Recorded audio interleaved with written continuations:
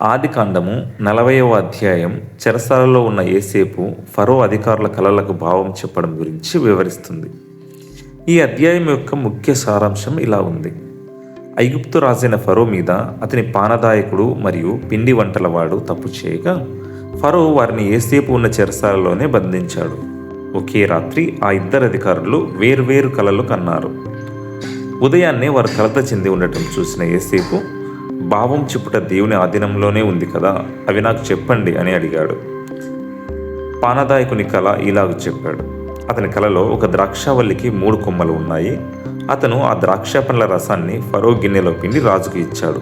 యోసేపు దీనికి భావం చెబుతూ, 3 కొమ్మలు అంటే 3 రోజులు, 3 రోజుల్లో ఫరో నిన్ను తిరిగి నీ పదవిలో నియమిస్తాడు అని చెప్పాడు.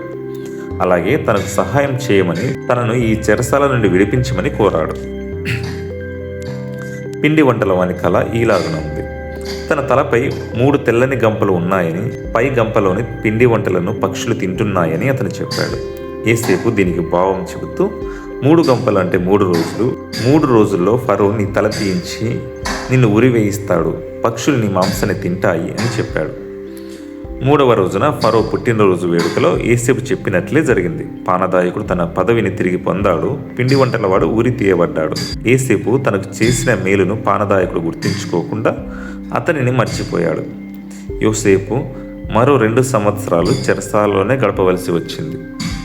తరువాతి అధ్యాయంలో ఫరో కన్న కలలను యోసేపు ఎలా వివరించి ఐగుప్తుకు ప్రధానమంత్రి అయ్యాడో తెలుసుకుందాం.